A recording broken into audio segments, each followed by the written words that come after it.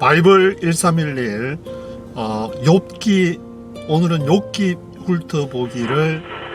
해보도록 하겠습니다. 여기가 이제 스쿨버스 아닌데 지금 아침에 오늘 5월 1일 에스코트를 기다리면서 시간이 조금 있어가지고 여기서 하는 게 낫겠다는 생각이 들어서 지금 이제 스쿨버스 이렇게 라디오로 서로 교신하니까 조금 소리가 들리지만 조금 욥기에 조금 집중해 주시면서 제가 쭉 그 지난주 이번 주 이렇게 읽은 것들을 한번 쭉 요약도 하고 한번 정리를 해보는 시간을 갖도록 하겠습니다. 욥기가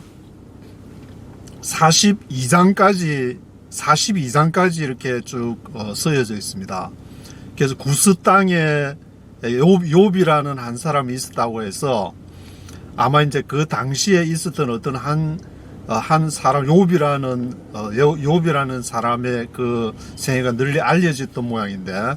그것을 이제 기록을 한 것이 이 42장까지 기록이 되어 있는데,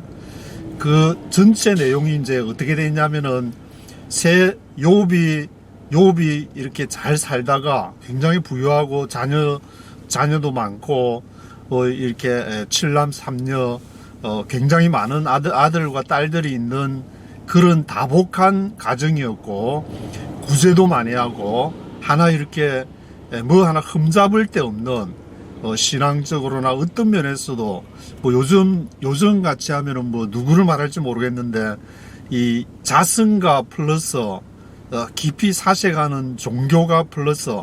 이렇게 하여튼 모든 면들을 다 갖추고 있는 그런 사람인데,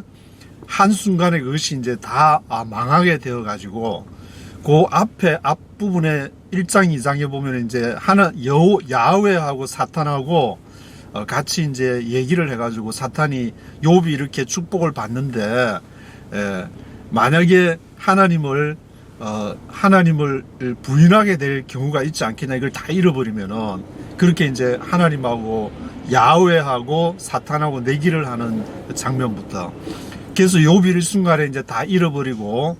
또 몸에는 막 이렇게 악창이 나고 해서 그 소식을 듣고 친구가 찾아와가지고 주거니 받거니 이제 대화를 하게 되는 그런 내용이 기록이 되어 있습니다. 그래서 그 친구 이름이 엘리바스, 빌닷, 소발 이렇게 세 친구가 나오고, 그 친구와 함께 주거니 받거니 하는 것이 이제 한 번 텀이 3번을 돌아가는데, 엘리바스가 네가 이렇게 이런 일을 재앙을 당하게 되는 것은 뭔가가 하나님한테 뭔가 잘못했어, 죄를 짓기 때문에 이런 일이 있는 것이 아닌가, 그런 얘기를 하면서, 그래서 엘리바스가 얘기를 해서 이제 욥이 그렇게 얘기를 하고, 빌닷이 또 얘기를 하면은 또 욥이 또 그렇게 반응을 하고, 또 소발이 얘기하면은 그렇게 얘기해서 엘리바스, 빌닷, 소발 하고, 또 두 번째 또 이렇게 엘리바스가 또 얘기를 하고, 빌닷이 또 얘기를 하고, 소발이 얘기를 하고, 근데 세 번째는 엘리바스, 빌닷, 소발 세 사람이 하는 것이 아니고 엘리바스와 빌닷만 얘기를 하고, 세 번째 텀이 돌아갈 때 이제 소발은 나와 있지를 않았습니다. 거기 욥기를 읽어보시면은. 그리고 이제 욥이 자신의 얘기를 쭉 하고 나서 그거를 옆에서 듣고 있던 이제 젊은 친구 엘리후라는 친구가 있었는데, 엘리후가 그것을 다 듣고, 엘리후가 한 4장에 걸쳐서인가 그렇게 쭉 이렇게 다 자기의 이제 쭉 얘기를 이렇게 쭉 다 전개를 해놓고, 그리고 이제 38장, 욥기 38장부터 38, 39, 40, 41 이제 그 얘기를 다 듣고 여호와께서 이렇게 쭉 얘기를 하는 그 내용이, 여호와께서 얘기를 하실 때에 이 친구와 욥 그 중에서 욥의 말이 맞다, 욥의 편을 들어주게 되는 그런 내용이 기록이 되어 있습니다. 그래서 욥이 이제 마지막 42장에서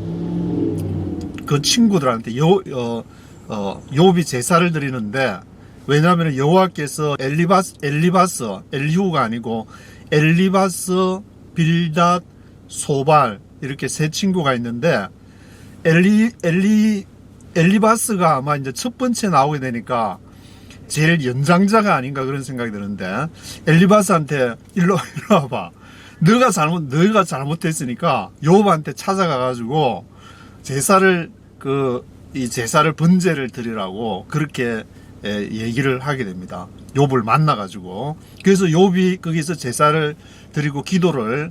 사해달라는 기도를 드려가지고 서로 친구들하고 이제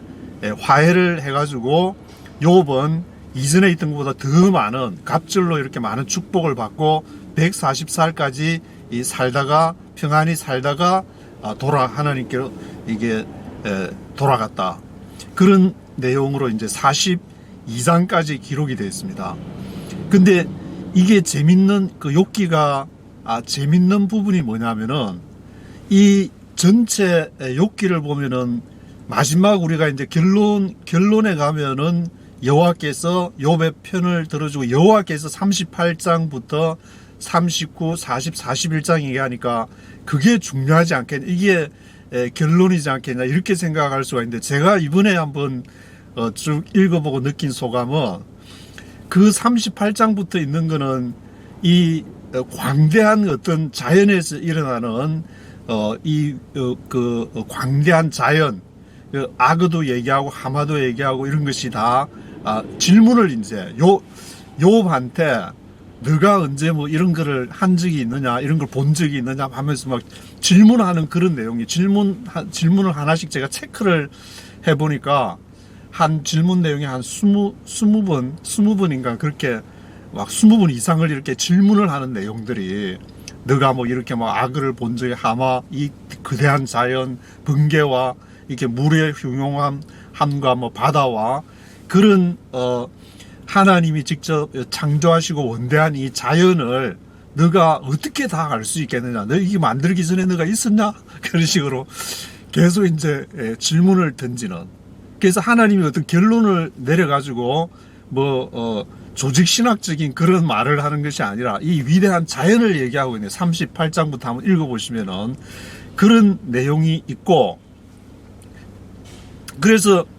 이 욥이 그 욥이 쭉 얘기를 하는 내용을 42장 중에서 제가 장수를 세어보니까 한 19장에 걸쳐가지고 이제 엘리바스가 얘기를 하면 욥이 답변을 하고, 엘리바스, 빌닷, 소발 이렇게 이렇게 주거니 받거니 하면서 그런 얘기를 하고 있는데, 나중에 그 여호와께서 욥이 옳다, 친구와 이제 욥이 막 서로 막 변론을 하고 하니까 욥이 옳다는 그런 내용을 했기 때문에, 그 욥이 옳으면은 이 욥기가 전체 42장 중에서 19장 하면은 그게 뭐 여호와의 말씀도 이제 38장부터 사상에 걸쳐서 있고, 엘리후도 한 4장 5장에 걸쳐서 많이 있고, 친구의 말도 있지만 욥이 그 이제 절반을 차지한다고 볼 수 있는데, 그 절반에 차지하는 욥의 말을 손을 들어줬다는 것은 이게 인간적인 면에서 보면은 욥을 우리가 무슨 말을 했는지, 그런 어려운 고난과 그런 시기, 그 이제 죽음의 문턱에 있는 그러한 시기 이 속에서 욥이 반응했던 것을 읽어보면은 우리의 삶의 어떤 방향성이나 지표를 제시해 주는 것이 아닌가. 그래서 저도 다 읽고 나서 그 욥이 한 부분을 다시 한번 쭉 읽어보니까, 야, 이 하나님이 이렇게 욥의 편을 들어줬다는 것이, 욥은 이제 계속 내가 태어나지 않았더라면은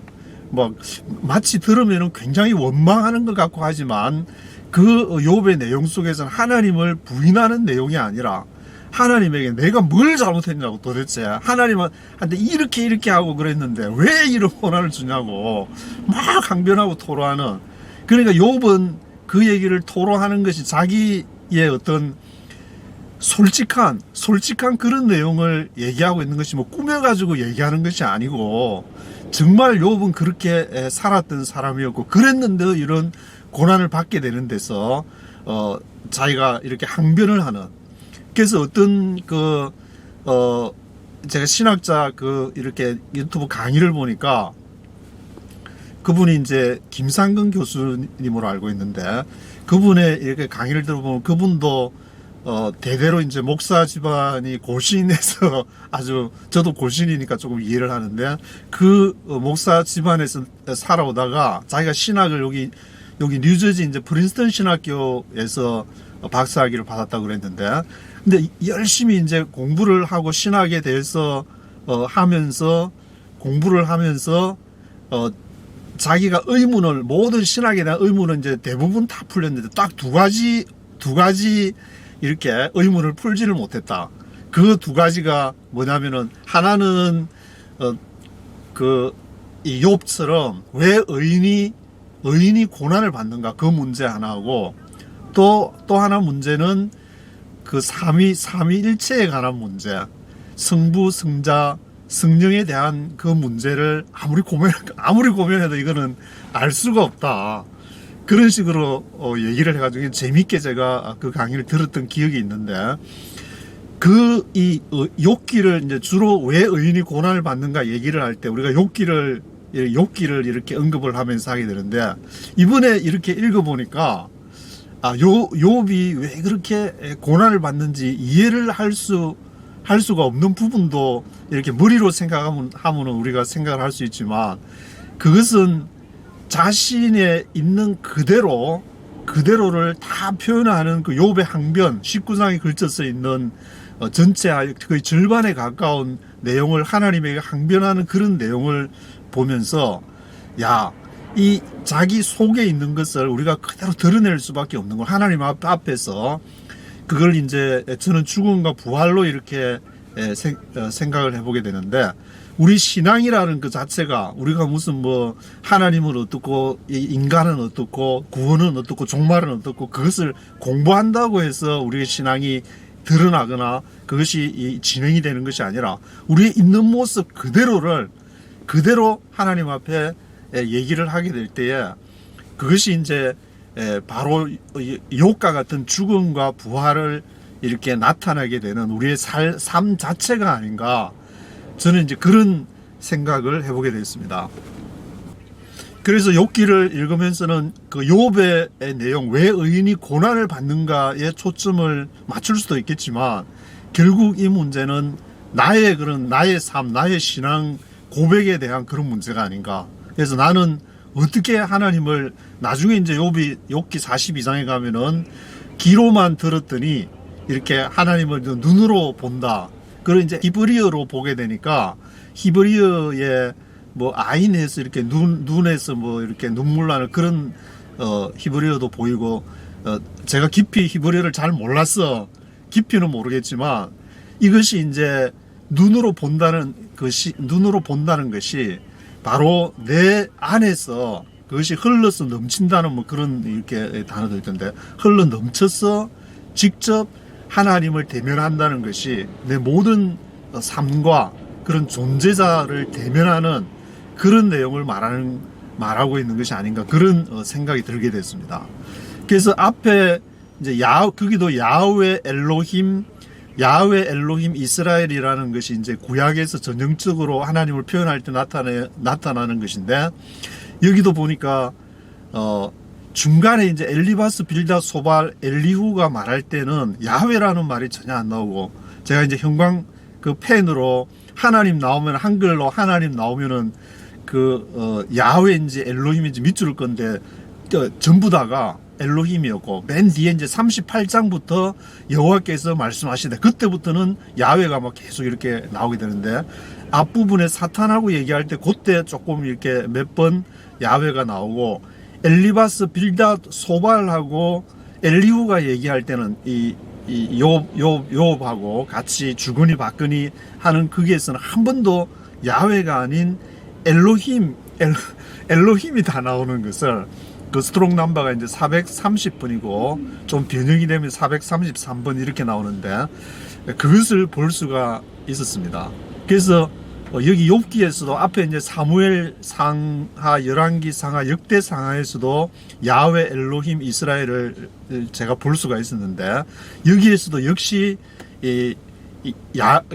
하나님은 뭐 구약의 그런 타나크라고 이렇게 하는 그 구약 자체에서 토라, 느빔, 케투빔 거기에서 이 차지하는 야훼 엘로힘 이스라엘 그것은 야훼를 최고의 어떤 하나님으로 엘로힘도 물론 이제 그 친구들하고 얘기할 때에는 나오지만 조금 이 야훼는 구별돼서 나온다는 것을 알 수가 있었습니다. 그래서 우리 인간의 어떤 그 존재 그런 걸 생각할 때 우리는 이제 종교를 생각하게 되면은 뭐 교회라든지 교단이라든지 또는 이제 뭐 어떤 민족적인 그런 개념하고 또 결부시킬 수도 있지만 이 욥기나 또 앞에 이제 에스라, 느헤미야, 에스더에도 나오지만 이 하나님을 대면한다는 한 개인이 하나님 앞에서 모든 그 존재 자체를 대면하는 그러한 것에 더 포커스를 맞추고 있다는 그러한 내용을 알게 이번에 이제 쭉 읽으면서 역사서를 쭉 읽으면서 알게 됐습니다. 그래서 이게 욥기부터 시작되는 것은 앞에 이제 역사서는 그 사무엘 상하부터 이제 쭉 사무엘 상하, 열왕기 상하, 역대 상하, 에스라, 느헤미야, 에스더 이렇게 역사서라고 이제 볼 수가 있으면은 욥기부터는 이제 시가서로 볼 수 있는데 욥기, 시편, 잠언, 전도, 아가 이렇게 시가서 그래서 욥기부터 이렇게 시라는 것은 그 인간 존재의 내면에서 흘러나오는 그러한 내용들을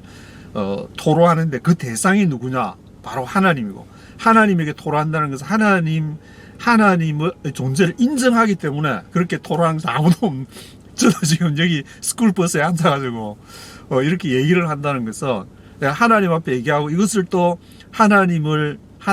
또 갈망하는 어떤 사람과 같이 나누기 위한 그런 생각이 있으니까 하지 전혀 하나님하고 관계 없다면 할 필요가 없을 텐데 그런 내용이 시가서로 욥기부터 욥기, 시편, 잠언, 전도, 아가 이렇게 이제 쭉 기록이 되어 있는 것을 한번 살펴보면서 인간의 그 존재 욥이야말로 이제 가장 그 깊은 죽음의 그런 그늘 속을 통과하면서 하나님에게 막 토로하는 내가 이랬는데 왜 이런 일이 나한테 발생하느냐 그렇게 우리가 뭐 기도를 경건하고 딱 격식해가지고 그런 기도가 아니라 있는 모습 그대로 그냥 있는 뭐 찬송가에도 보면은 내 모습 이대로 받으시옵소서 그런 내용이 있는데 우리가 하나님 앞에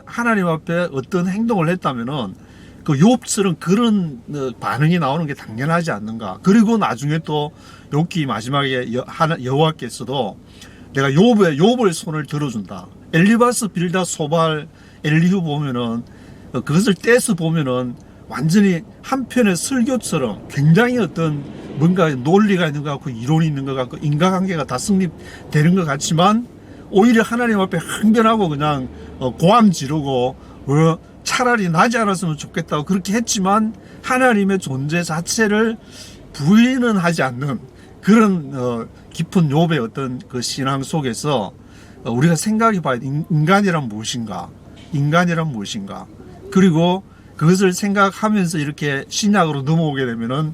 예수는 누구인가? 그래서 이 구약을 읽으면서 신약으로 넘어오면서 저는 예수는 누구인가?